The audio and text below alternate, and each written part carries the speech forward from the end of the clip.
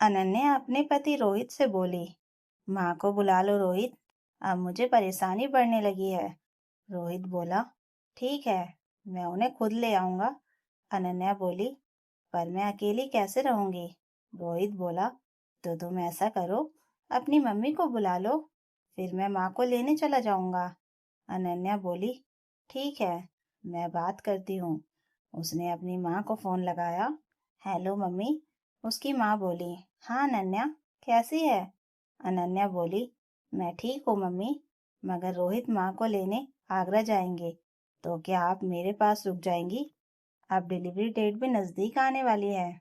उसकी माँ बोली, पर मुझे तो लखनऊ जाना है, मेरी सहेली की बर्थडे पार्टी है, वैसे भी यह तेरी सास की जिम्मेदारी है, खानदान उनका बढ़ेगा कि मेरा? अच्छा, अब रखती हूँ।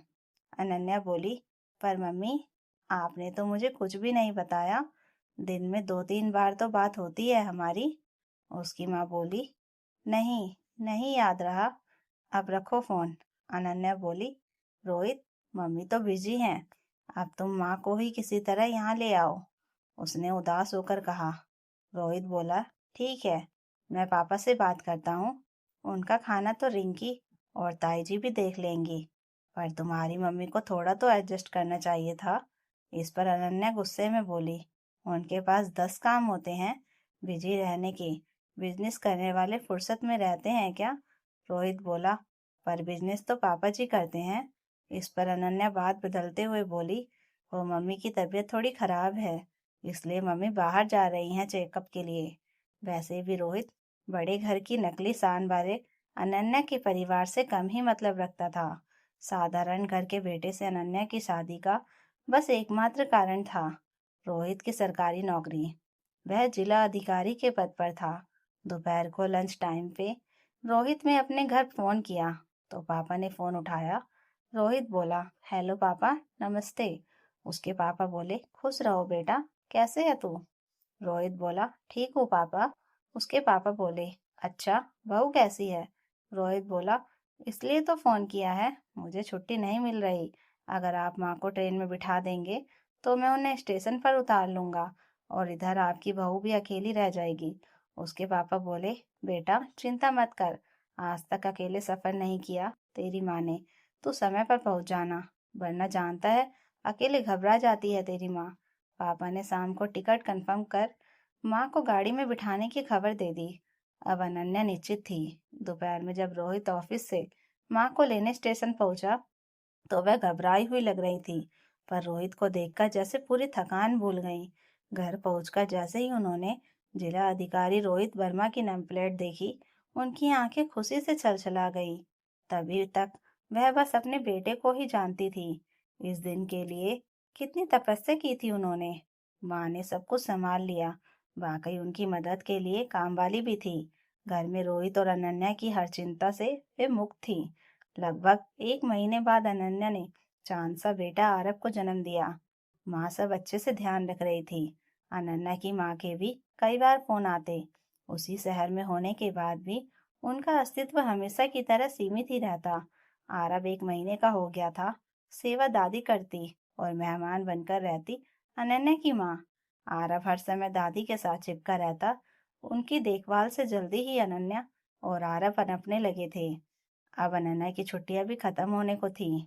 अनन्या अब अपनी माँ से मैसेज में ज्यादा बात करने लगी थी। उसने ऑफिस जाना शुरू कर दिया था।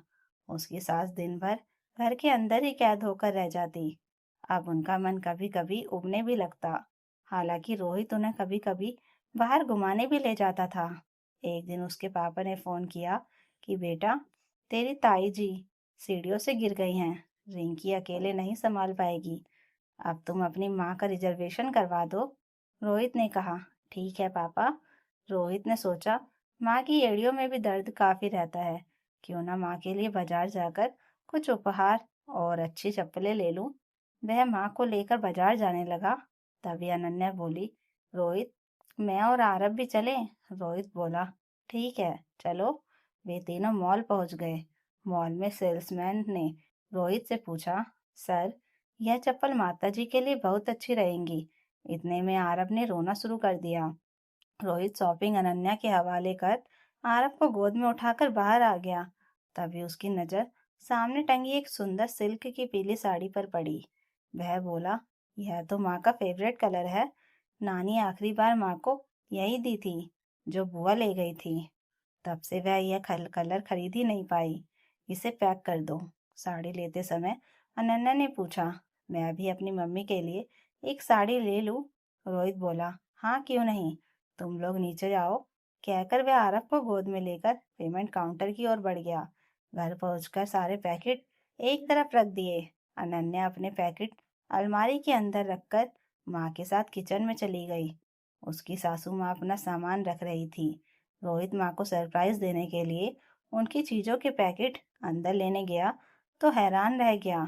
अनन्या ने सस्ती साड़ी और चप्पलें उसकी माँ के सामान में रखी थी। रोहित ने अलमारी खोलकर देखा तो माँ के लिए खरीदी गई चीजें अनन्या ने अपनी अलमारी के अंदर थी। रोहित फिर माँ के रिजर्वेशन के लिए टिकट बुक करने बैठा तो उसका फोन भी काम नहीं कर रहा था। वह बोला, अनन्या अपना फोन देना। वह बोली, अभी लाई। जैसे ही रोहित ने फोन खोला उसने अनन्या की चैट देखी। उसकी अपनी माँ से की गई बातें पढ़कर रोहित के होश उड़ गए। टिकट अगले दिन शाम की हो गई थी।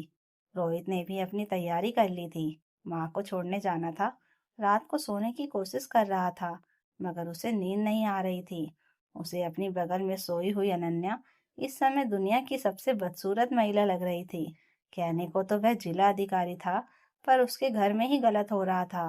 कितनी बार उसकी माँ अपनी जरूरत के लिए रखे पैसे प्रतियोगी परीक्षाओं पर खर्च कर देती थी। उसके गहने भी रोहित की पढ़ाई में बिक चुके थे। वह कितना लाचार महसूस कर रहा था। खुद से सोचने लगा कि उसकी मेहनत और दुआओं के पेड़ पर अब फल आने शुरू हुए ही थे और माली बदल चुका था। पुरुष भी कितना मजबूर हो सकता है। घर की शांति के लिए माँ भी कितनी सरल है। चुप लगाकर बैठ गई। पर अगर आज मैं चुप लगाकर बैठ गया तो अपनी ही नजरों में गिर जाऊंगा। माँ के गए हुए गहने तो मैं लौटा नहीं पाऊंगा, चाहे लाख नए खरीद दूं। उनकी भावनाएं नए जीवन से नहीं जुड़ेंगी। एक अच्छी साड़ी तो उन्हें उपहार में दे ही सकता था। बस उसने एक फैसला लिया, पैकेट बदलकर अलमारी के अंदर रख दिए और सो गया। शाम को आगरा जाते समय आरव दादी को छोड़ ही नहीं रहा था। शाम को घर छोड़कर एक दिन रुककर रोहित वापस आ गया। वापस आने पर उसने देखा कि अनन्या का मूड कुछ उखड़ा हुआ था। वह उसकी चालाकियों को समझ चुका था। अनन्या बोली, रोहित तुमने मम्मी के सामने मेरी इंसल्ट कर दी। मैं उन्हें साड़ी की फोटो भेज चुकी थी। रोहित बोला, वाह अनन्या, मैं तुम्हारी और मम्मी जी की चैटिंग पढ़ चुका था। तुम खुद तो सब ब्रांड पसंद करती हो। मेरी हैसियत के हिसाब से तुम्हारी मम्मी को भी मैं अपनी नौकरी की वजह से दामाद बनने के लायक लगा।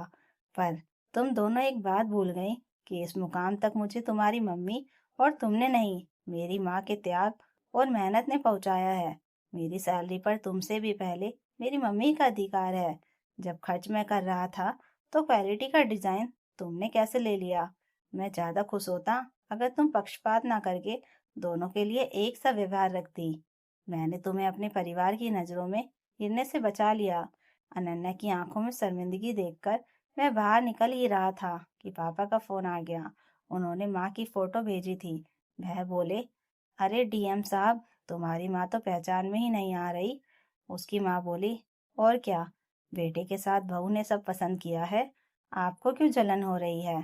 उसकी माँ अनन्या को ढेरों आशीर्वाद देती जा रही थी। रोहित बोला, उस बेचारी को क्या पता था कि तुम्हारे चेहरे पर मैंने पर्दा गिराया था। उसकी सीरत और सूरत दोनों की खूबसूरती बनाए रखने के लिए। तो दोस्तों, अगर आपको यह कहानी अच्छी लगी हो तो कमेंट करके ज़रूर बताइएगा और नई कहानियों के लिए चैनल को सब्सक्राइब ज़रूर कर लीजिएगा। Thank you for watching.